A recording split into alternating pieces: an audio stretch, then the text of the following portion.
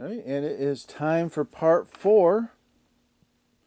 That board right there, the one that I just worked on and completed, just successfully ran for 3 hours without a flake, no fail. 3 solid hours. At least it was more like almost 4, 3.5 to 4 hours. So that one is good to go. So we're going to move on to number 2, the board number 2. This board also was flawless, the logic board, which is great. So we're going to move on to, this is the sound board. We're not moving on to that just yet. I'm just kind of getting it out of the way. We're going to move on to, what are you doing?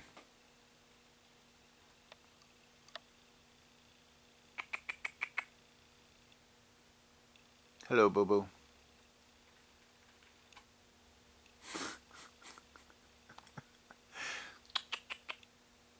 What are you doing? You perched? Hey, boo-boo. Say hi. Say hey. Nope, okay. She's on my Donkey Kong game on a box. Hello, Batman. I'm Batman.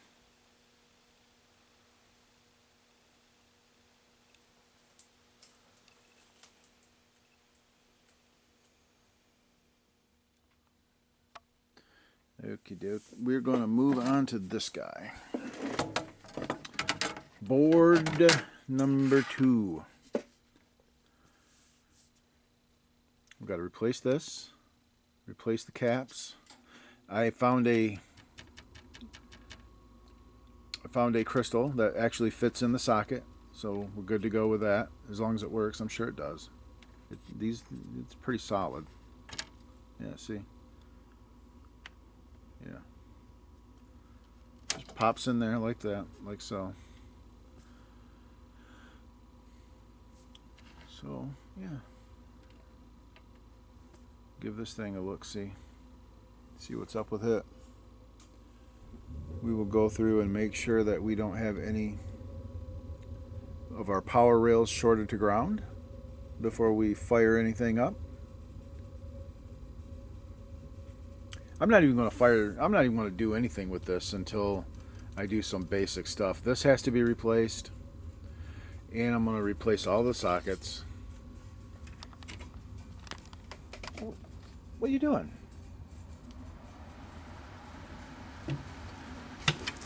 Dude. Get out. Get out of there. You got to get out of there. What are you doing in there? Come on.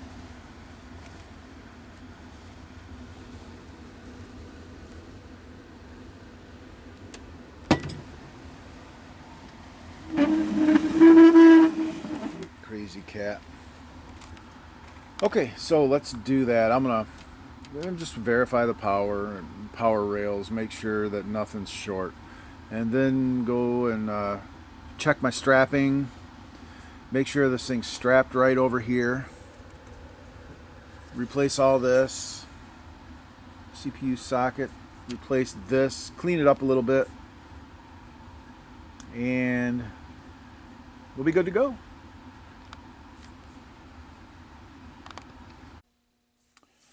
Alright, I have removed this guy. And this one had to be replaced because of this broken pin right there on the end, which went right here. And you'll see on the back side that's actually a signal going up to the the logic board. So the game board, it's not like a ground or something like that I can do without, because there's 5 other grounds or whatever. Nope. That was a signal pin, so that thing had to be replaced. So unfortunately it was just that one stupid pin on the end The rest of it looked like it could be used. I probably can't even flip it. No, you can't even flip it to the other side because those are signals over here too. So you can't even remove it and flip it. That's not ground over here. Ground is in the middle right there. Or right here, one of these. So, yeah. Can't use it. It's got a broken signal pin. So, yeah. And that is, replacing these things is not standard in the service. That is an extra charge because these things are not exactly cheap. So normally these things, if they're fine, I'll leave them. Like I have some boards over here. I have a board right here. This is a Space Invaders board. And look at this one. This is factory. There's no need in replacing that one. That's factory right there. Don't need to be replaced. This one right here is a Space Invaders Deluxe. It's like they went cheaper with these. But this is my Space Invaders Deluxe board. And this one would be usable. You'd have to maybe bend a couple of pins. I don't like that. Yeah, I don't like these. How they have, see that bent pins? That's usable, but it's not ideal. Those are flimsy. They're nothing like these guys right here that I replaced these with. These things are stout.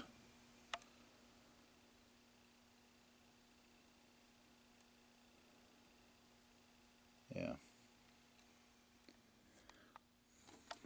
So, yeah, unfortunately this one was just, it had to be replaced. So, we're replacing it. I've got, this one is going to do the 1 ROM. I'm doing the 1 ROM on this board. And I got the CPU cleaned out. This, I've got strapping done for the 1 ROM, don't I? Yeah. Yeah, I changed over address 11. And the rest of it is how it should be. So yeah. Why was I thinking I had to redo something over here?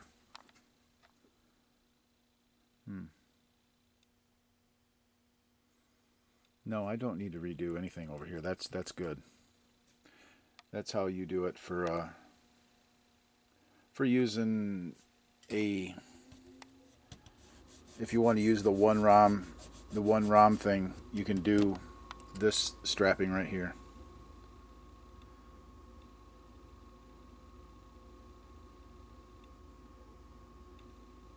Okay, yeah, I just wanted to stay right here for a little bit so you can see that. Snapshot it if you want. Okay, so we're going to replace this socket, put a socket in here, replace this guy, figure out what that is and replace that because it was removed.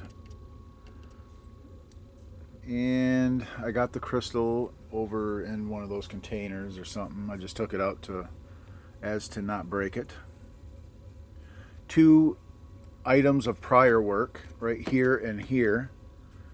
So I'll take a look at that. At least it's only 2. I want to replace these capacitors. I forgot that. I forgot to remove them. I'll remove those and replace those guys.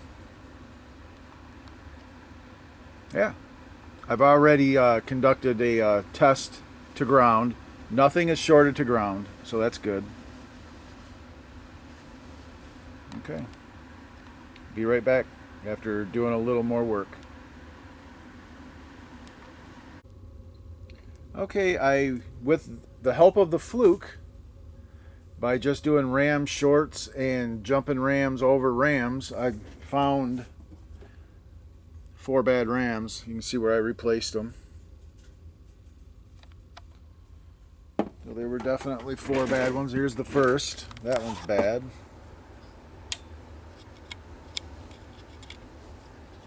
You no good.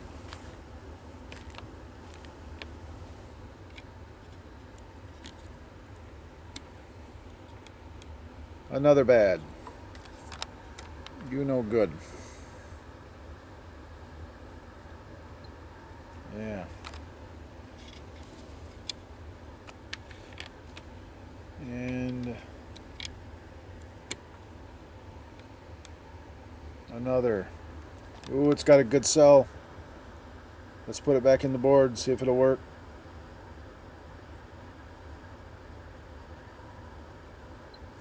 No, that one was good. It said good, remember? And last one.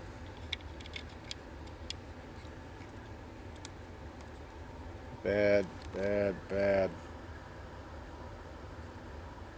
You no good. Okay.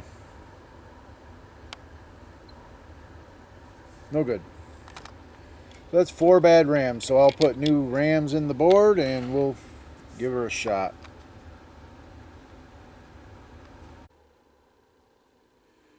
And I missed one.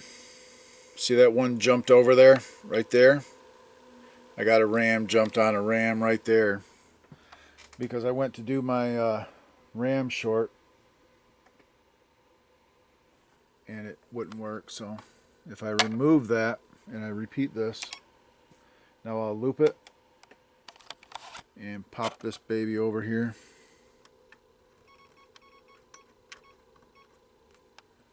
There we go. Now it's good. RAM short 2023 FF.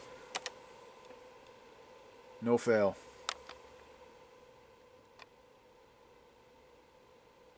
Yeah, so I got to replace one more.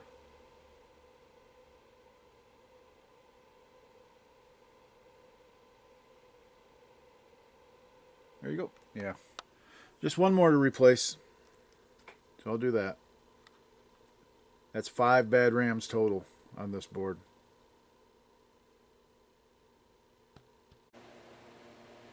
Okay, I got this board all put together.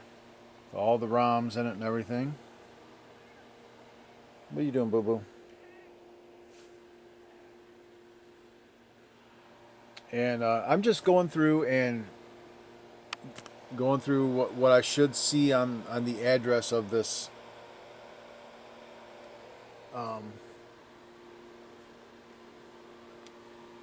42. And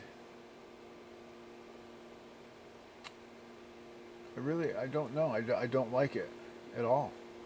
Is it the address coming to it? Is it the 08s that are buffering? But I can read RAM fine. RAM is no problem all day long. So that tells me the address buffering is probably okay. But I don't like how this does this. If I do a single shot and I'm triggering on 6, so if I just hit repeat, read at 5,000, see how it says 7 there? So it's activating 2 ROMs at the same time. And I just don't like that at all.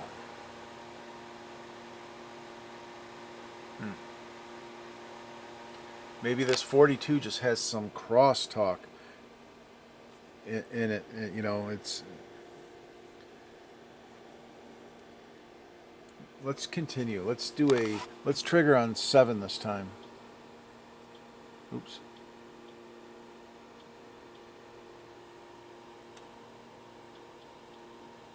And just do a single shot, and 7 is 5800, so let's read at 5800. And just 7. That's all. So if I do a single shot and repeat, just 7.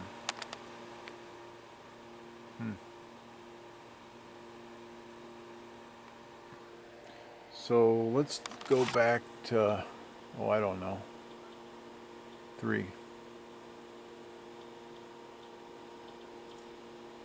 Okay, now we're triggering on 3, and 3 is 1800. Read at 18.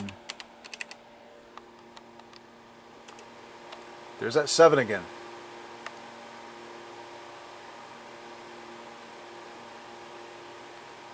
Yeah, I don't know. That's in the address, and I don't know if it's... I don't believe it's the I think it's the 42, the innards of the 42.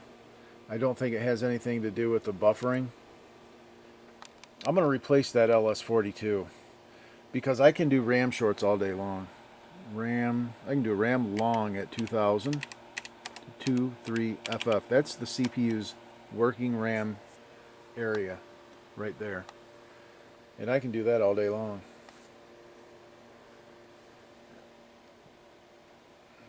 But ROM data just gets corrupted. I don't know. So I'm going to end up tearing this apart and replacing the LS42.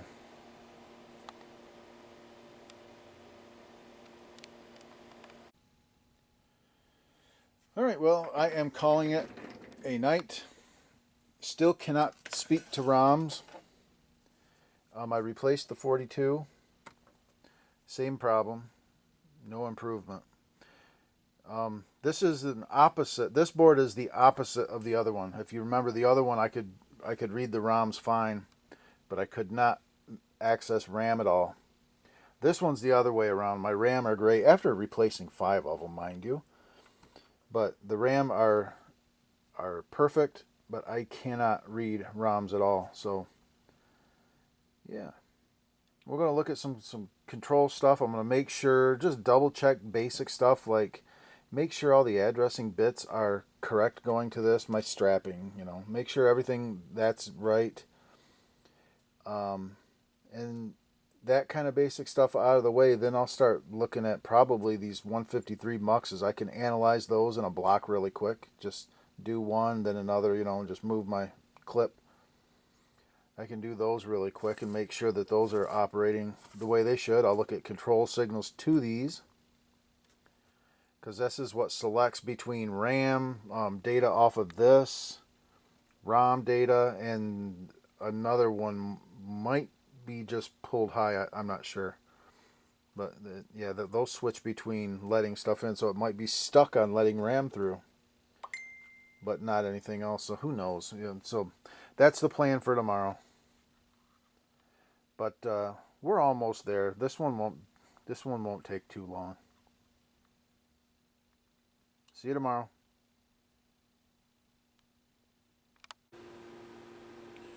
Okay, well, I have started looking at the 153 muxes, and this one is definitely not working. If you look here, ROMs are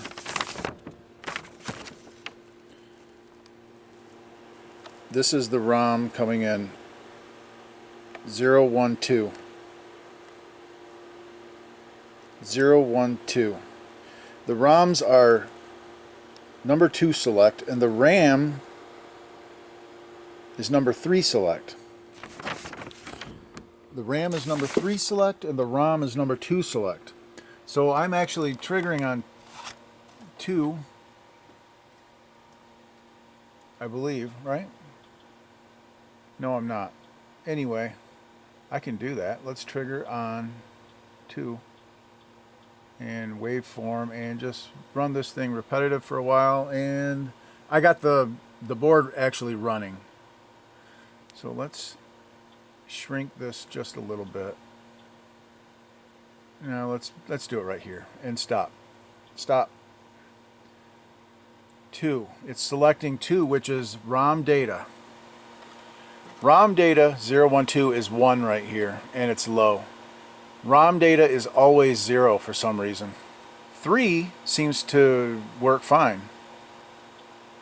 And remember, 3 is RAM data. If we move this over, it's selecting 3 right here, which is RAM data, which is 0 until it gets to here and it turns to 1, and then back to 2, and it should have stayed 1, you see? And it didn't. 2 should be high. It's not. So let's move back. And remember, we can do our RAM checks perfect, right? Yeah.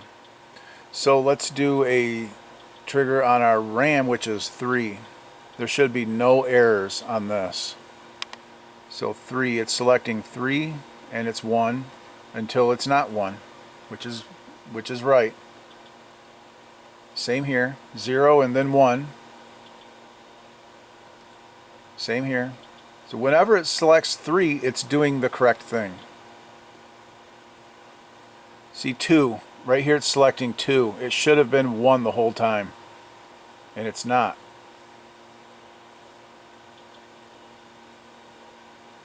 And it should have stayed. Whenever it's selecting 2, it's not doing the right thing.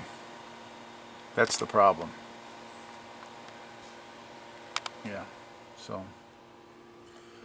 Alright. I'm going to look at the rest of them and see how many of these 153s are not working.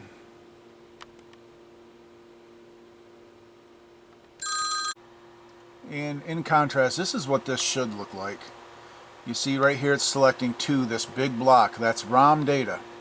And down here you have the 2-bit is 1 until it's 0.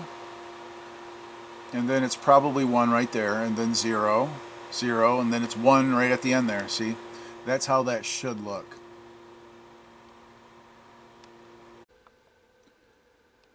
Going through the ROM checks right now. Now we're moving on to 1800 to 1 FFF. And that is 5F78.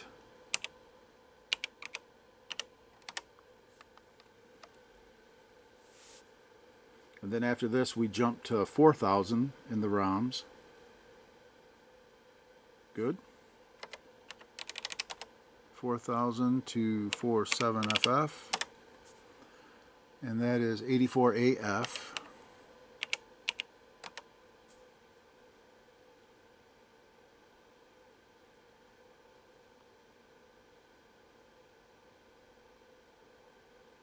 Cool. 48. And that is for FFF. That is A1B9. A1B9.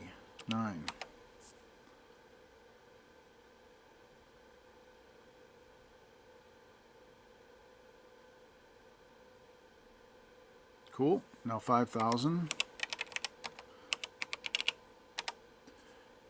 C 6EAA. 6EAA.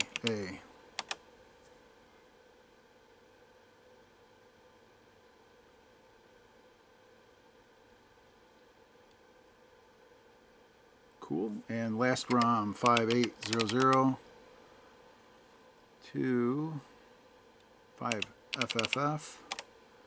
And that signature is 6B1F. 6B1F.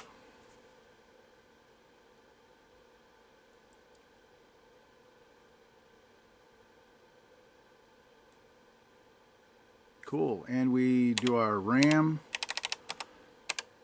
That's the whole RAM range. We're just doing a short. Make sure our RAM is still good.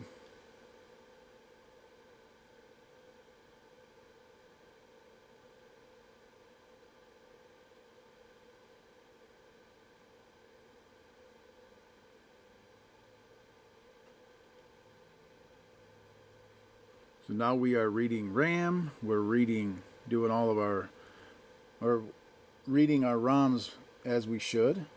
RAM is probably still good. I don't see why it wouldn't be. I just replaced that one LS53 that was bad. It would not let ROM through properly. So.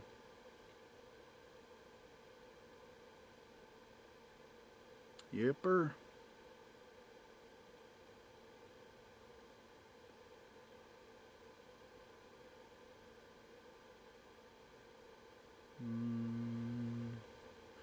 And I will probably be skipping through this wait. I would imagine. Yeah. And I have my single ROM in. And you can see the LS42 is completely removed. I knew this would work. I was scratching my head why it didn't work on the last board. You know why it didn't work on the last board when I tried it? Because the ROM file was incorrect. 3 of the ROMs, remember when I had to reprogram these 3 because they weren't right when I programmed them the first time, those are the files that I put into this ROM the first time. So I had to re-erase this chip and put the correct files in the chip. That's why it didn't work. So now I just verified all of the ROM files in that one chip are good. And just as I suspected, you don't even need the 42. All I did was I tied the output, or the chip select, I tied it right to the output enable, because the output enable is always low. So I just tied that pin right to that. Tie it low and it's always good. See, ROM A is 0 to 7FF and it is 3BED. That's the first ROM.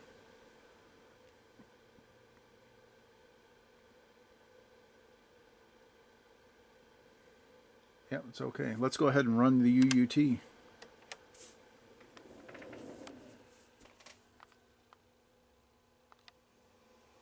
And put it down on the little TV. Check that out.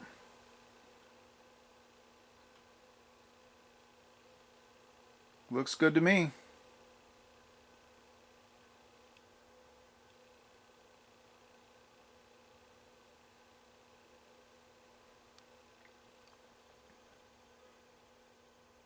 So I'm going to go ahead and take the fluke off this thing, run it on the 8080, and we'll talk about what we did.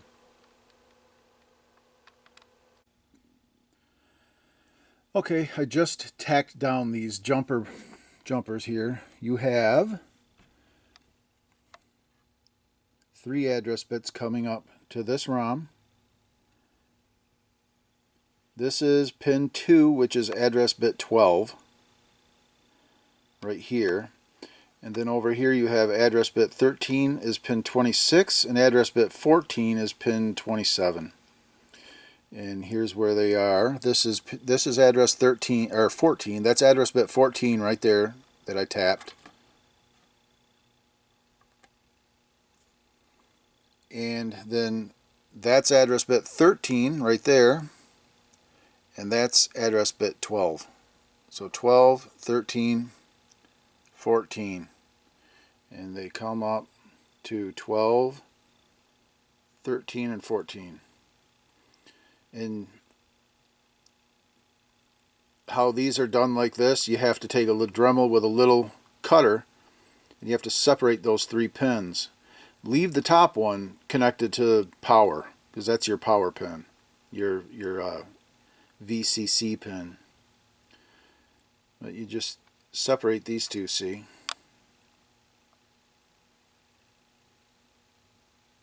And solder your leads to them. And then the programming pin over here, you want to tie that to 5 volts. So you just jump, I just used a lead to jump over to there. That's pin 1. That's your programming pin on a 256. You just tie that high.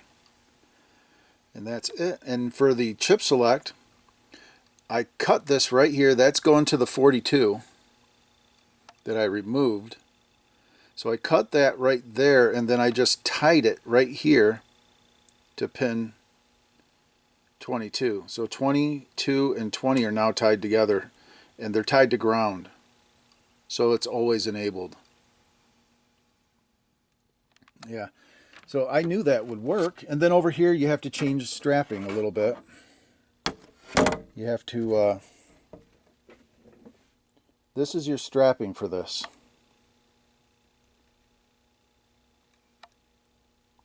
This is address bit 11. It has to come over here. So you're sending address bit 11 to the chip as well.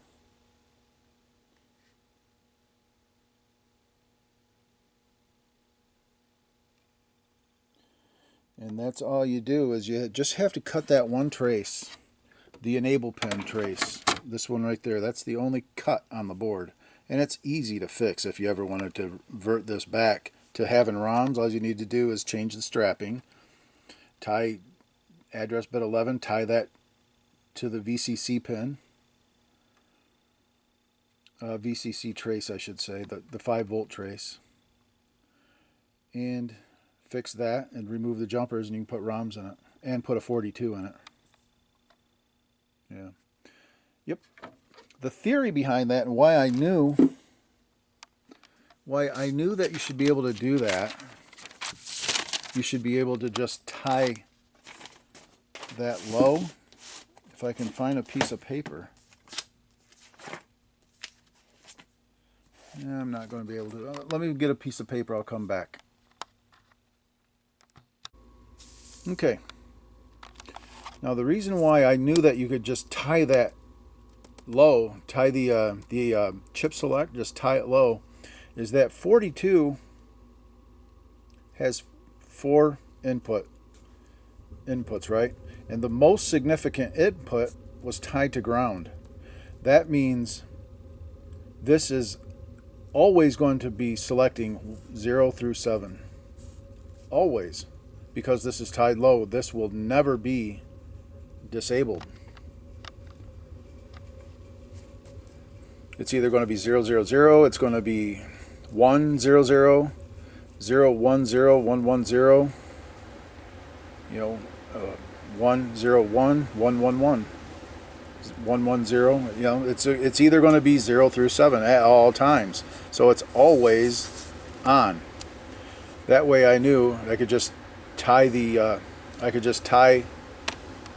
chip select low and just completely get rid of the 42 because it's not needed in this situation. So yep.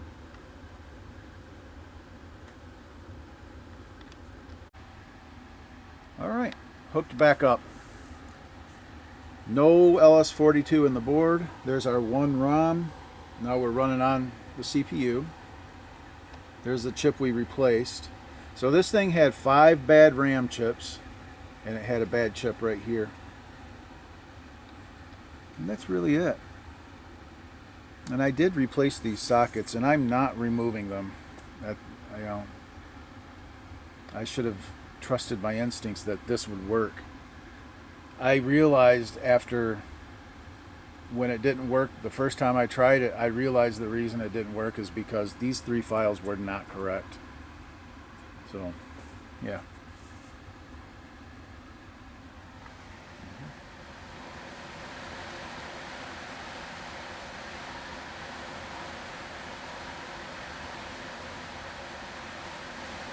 Look how cool that looks.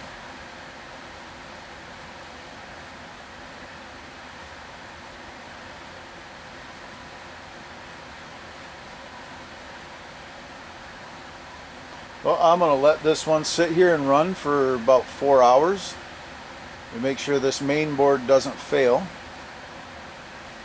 And then I will move on to the soundboard. And if the soundboard turns out to just work fine, well, I'm going to replace all of the op amps on the soundboard anyway, regardless.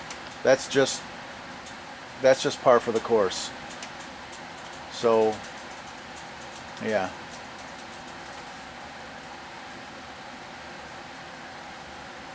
I'm going to call this one good, and I'll do a part 5, I guess, with the soundboard, and we'll try it off the bat, see if it works. And if it works, then it'll just be a really short little gameplay video.